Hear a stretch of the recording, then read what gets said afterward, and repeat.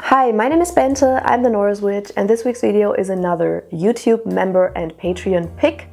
It is about how to construct a spell, how to write a spell, how to come up with a spell. You probably know what I mean. This is a Patreon and YouTube member pick. First of all, thank you so much for this video idea. I actually wanted to make this kind of video for at least a year or so, but for some reason I never did. So now I had a good reason to do so. This lighting situation is a little bit weird. I know, I'm very sorry, but it is so dark outside that there is literally no daylight in this apartment. So I'm filming with overhead lighting and I just hope this looks halfway decent.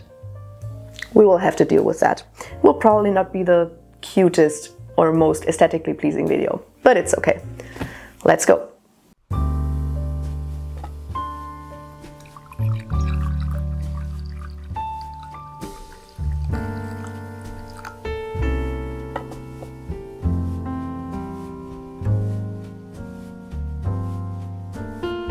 Alright, so sometimes I can be a very organized person, so I actually do have multiple steps. I think it's a 10-step process or 10 things that I'm thinking about when I want to cast a spell, and I guess let us just go through these steps one by one.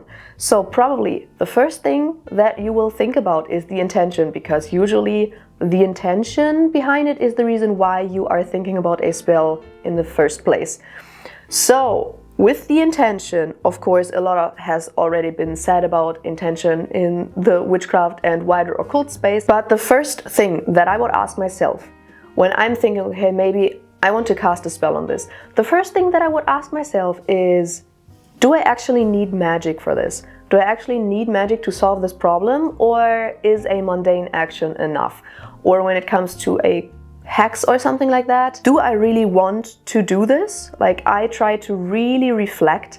You could also use divination in this stage to kind of figure out if it's a good time to do this kind of spell, if you should do the spell, what maybe the result would be if you cast the spell. There are a lot of things that you can reflect on, but usually it would be something like, okay, is a mundane action enough to solve this problem, or do I even need magic for it? Because I have figured out over the years that a lot of the times a mundane action is more than enough to solve a problem, and you don't actually need magic for a lot of things. But if I figure out through this reflection that I actually do want to cast a spell to solve this kind of problem, I would ask myself, okay, first of all, what do I want? I try to get very specific with it. So I try to ask myself, in which way do I want to receive this? For example, like if I would want to cast a money spell, I would ask myself, all right, how do I want to receive this money? Through which kind of source is it supposed to come? Do I want this as a gift? Do I want to get this back through taxes? Do I want to get this through a raise at work or something like that? You know, there are always different avenues through which a spell can manifest, so I would most likely try to figure out through which avenue I want this to be solved, so that it doesn't end up manifesting in a way that I didn't really want. I would also think about maybe if I have a time span in which I want this to manifest. So if I want money, for example, do I want this within the next week, the next month? Is it enough if I get it within the next year? There's also some things that don't really have a time span, but be very clear about it, because otherwise afterwards you will be like, all right, I didn't really set a time span for this, so how do I know if this worked? Like, if 5 years in the future I get this money, was this the spell or not? So just get very specific about this. I will not get much deeper into intention because there are so many videos about intention, and I think I actually already filmed a video on spell intentions, so you can check that out right here. Next up, the first thing that I would think about once I have gotten my intention done is this spell framework that I want to use. I kind of call this a spell framework because it's not necessarily like the finalized spell, but it's kind of like the actions that you do. I don't know, I think framework is the right name for it. So I would think about, for example, in my personal practice, do I want this to be something that comes from pre-Christian Scandinavia? Do I want this to come from Scandinavian folk magic? Do I want to not even think about it and just do some random modern witchcraft kind of stuff? Think about the tradition if you are working in different specific traditions, then think about, where do I want this to come from? Do I want this to be a mashup of things? Because a lot of the times, if you are thinking about the tradition first, you will be able to think about, okay, maybe I want, I don't know, a protection spell and I want it to come from Scandinavian folk magic. Then you probably already have a broad idea of, all right, I know that there are this and this and this, these three things that you can do for protection in Scandinavian folk magic, and then you can work off of that and either use exactly that framework or like adjust it a little bit. But if you go and start with a specific tradition, then this will help you figure out in which direction you want to go with this. If there is no specific tradition that you want to go with and you just want to make something up from the spot, then I would think about something like, all right, do I want this to be a candle spell, a spell bag? Do I want this to be, I don't know, something where I work primarily with a spirit maybe? Do I want this to be not magic? You know, like the framework, the technique you use basically. This is important because depending on what your intention is, there are different kinds of techniques and frameworks that would work best for that. So for example, if I want something to work very, very quickly, I would use something like a candle spell, or I would burn something, you know, work with fire for like this quick manifestation. If I want something to be a very stable result, and I want something to be longer lasting, then I would work with something that is more earth related maybe. Or if I want something that I can, let's say that I can reuse a couple of times, then maybe I would work with knot magic and then make multiple knots so that I can open them up whenever I need the effect of the spell. Or for example, if I want something that is extremely long lasting, I can reuse all the time and that I can carry with me, then it would be a talisman or an amulet. So it's not like you can solve every problem with a spell bottle. I know they are very popular, but they are not necessarily always the best pick for your spells. Once you have figured out the framework or the technique that you want to use, you can think about the spell ingredients. Sometimes if you have decided, all right, I will use a specific framework from a specific tradition, this could already come with a set of ingredients and you will just maybe add some stuff or exchange some stuff. But if you're completely making up a spell from the spot, then the ingredients are completely for you to choose. So of course, things I would think about at this stage are things like herbs or stones or bones or any other kinds of animal parts like feathers or claws or anything like that. It could also be things that you previously made, like, do I have a water that I want to use? Do I have an oil that I want to use? Maybe there's also some things that you don't already have at home. So for example, if you want a specific herb, or you want a specific water or a specific stone or a specific stick or something that you don't already have at home, then you should, of course, in this step, think about, do I already have everything that I need? Or do I still have to go out and gather it? And if I don't have this material at home or this ingredient or whatever you want to call it, and I still have to gather it, do I want to do that on a specific day or with a specific kind of timing? I recently made a video on how to basically level up your harvesting game or your foraging game. So you can watch that to get a little bit of an idea on what you can do. But there are a lot of like timing wise or location wise things that you can go with to basically add another layer of power or of energy or of intention to your spell when you gather things. So if there are some herbs or stones or sticks or whatever that you need that you don't already have, then you can add this layer to the spell by using things like the timing or the location or whatever you want to do to gather those things. And then also, of course, depending on the technique or the framework that you use, there will also be things like, do I need like a little bit of yarn or like candles or jars or some fabric or specific things like that? Then at this stage, I would also think about, do I want this to be a specific material? You know, if you want to make a spell bag, do I want this to be cotton or linen or leather or whatever? Or do I want this to be a specific color? Also with the yarn, for example, do I want this to be a specific color? Do I want a specific candle color? Even with a bottle, do I want a glass bottle? Do I want a bottle made from metal or like a ceramic bottle? There are so many specific like materials that you can think of. And at this point, I would think about all of that because again, all of that adds another layer to your spell. Next up, no matter which technique or framework I use, there is usually always a verbal part, some kind of incantation or charm or something like that. Again, depending on the framework or the technique you used, this may already come with a specific charm or incantation, then you can definitely use that. But if it doesn't, then you should think, all right, do I want to reuse a charm or an incantation from something? You know, do I know a spell from maybe a specific tradition that already comes with a good spell? Do I want to, I don't know, use a psalm?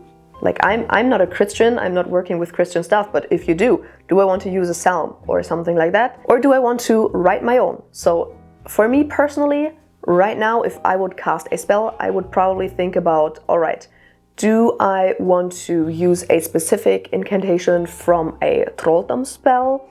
Do I want to write my own charm? If I want to write my own charm, do I write it in a more poetic way, like in Galdralach verse form? Or do I want it to rhyme? Or do I just want to speak from the heart? There are so many things that you can do with the verbal aspect of a spell. And depending on the type of practice that you have, this will differ. But it's definitely something to keep in mind beforehand and to plan on.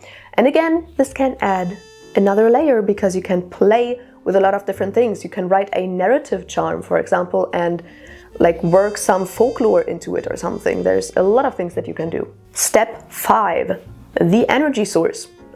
Where does the energy come from? Does it come solely from the ingredients? Do I add my own energy, for example, by maybe using my blood or my breath or just energy manipulation to basically push my own energy into the spell? Or do I want to maybe charge it through a natural energy source, for example, like moonlight or sunlight or something like that? Do I want to bury it in the ground so that the earth is kind of imbuing it with its energy? Do I want to work maybe with something like a planetary square or something like that, or a sigil that I already made?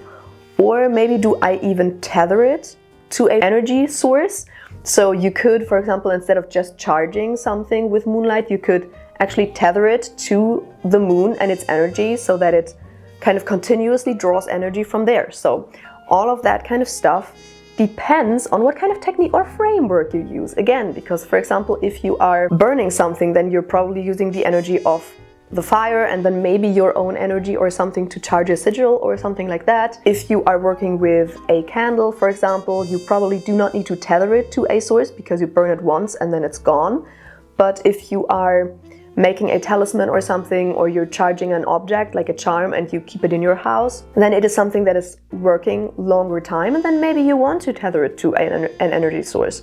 So think about that. Step 6. This might apply to you, this might not apply to you, depending on which kind of model of magic you work in. If you work in the spirit model, this will very much apply to you, and if you work with deities, this will also apply to you, or with your ancestors or anything like that. In general, if you are an animist, this probably applies to you, but I know some magical practitioners are not. And in that case, you can skip this step, but this is the step where I would think of spirits and deities. Do I want to ask for the help of specific spirits or deities or any kind of entity for this spell? Do I want to even create a servitor or something like that? I'm not a person who usually does that, but you could, like depending on what kinds of entities you work with, you could think of that here. For me, this would be something like, all right, do I want to ask a specific deity to kind of lend their energy in the spell, or my ancestors, or just a general spirit that I work with? Do I maybe want to incorporate some kind of local spirit? This could also be a question. Also, of course, you should think about, all right, is this deity or the spirit the main part of the spell? Is this spell just a petition? Or do I just want like a little bit of their energy to help the spell, but the spirit or the deity is not the main part? Also, of course, at this point, think about an offering to give, because you don't want to just ask them to do something for you and not give something in return. It should be a reciprocal relationship. So at this point, think about an offering that would fit the spell, because if it's just a smaller spell, then maybe a smaller offering is enough. But if it's supposed to be a very big, very powerful, life-changing thing, then maybe a bigger offering would be more suitable. All right, 7, spell timing. I personally love spell timing a lot because you can play with it a lot. I already made multiple videos. I even have an entire playlist on spell timing. I have not covered everything at this point, but a lot of things. So if you want to check that out, you can. So I will just keep this short. Spell timing, there's a million things you can do with it. Also highly depends on the tradition that you work in. Very classic things would be the moon phases or the days of the week, planetary hours. Maybe there are specific, in general, power days in your tradition. You can even work with the seasons, the time of day. There's a lot you can work with. Again, this adds a lot of meaning and energy to this working to kind of align this with the timing. Then we have step 8, the location. Where do you want to cast the spell? Is this a spell that you want to just cast at home, or do you want to go out and cast it somewhere else? Because again, this is something that can add another layer, yet another layer of meaning to your spell. You don't have to just cast all of your spells at home. You can go outside. For example, if you work with a local spirit, it would make sense to go to their location to work with them for the spell. But in general, you can also cast spells in specific locations simply because this location makes sense for the spell. So for example, if you want to cast a spell that has to do with like divination or emotions or something like that, then maybe do that by a body of water, like by the sea or by a lake or something. But maybe if it is a very earthy spell, then maybe do that in a forest, you know? It always depends on the spell that you want to cast, on the spell framework, because sometimes this will already tell you, all right, do this in this specific location, like a graveyard or the crossroads or something like that. Maybe you also have specific places of power in your area that you want to draw upon. So this could also be the source of energy. Sometimes there are places of power that are known to just have a lot of energy, maybe a lot of spirits. So maybe you want to go there and use that also as your energy source. And now we come to the last 2 steps. First of all, the mundane action. I kind of feel like when planning the spell, you should already think about, okay, what can I do in the mundane world, in my mundane day-to-day life to help the spell manifest? Because if you don't actually put in mundane action to basically give this spell an avenue through which it can manifest, then you're making your life very, very hard. So some spells, of course, can manifest without you doing anything to it, but just think about, for example, a job spell. If you want to have a new job, it's very unlikely that you will find a new job if you don't even apply for jobs. So when writing the spell, think about, all right, what will I do in my mundane day-to-day life to give this spell an actual valid chance to manifest? For me, this part is just as much a part of the spell as the more magical side to it. So definitely something to think of. And then lastly, let's think about the end of the spell. Does the spell have a specific end? Is it like, all right, I am getting a new job and then the spell is done? Or is this, again, a longer lasting spell? Or is this maybe even a spell that is never ending? If you think about that, then you already think about, okay, maybe there is some material that I will have to dispose of. Maybe I have like a spell bag, and once this spell is done, I have to kind of do something with the spell bag. So what do I do with the material that I used for the spell once the spell is done? With a talisman or an amulet or something like that, you won't have the problem. But if you're working with like spell bottles or spell bags, something that is highly like material dense, then you will have a lot of stuff that you have to dispose of.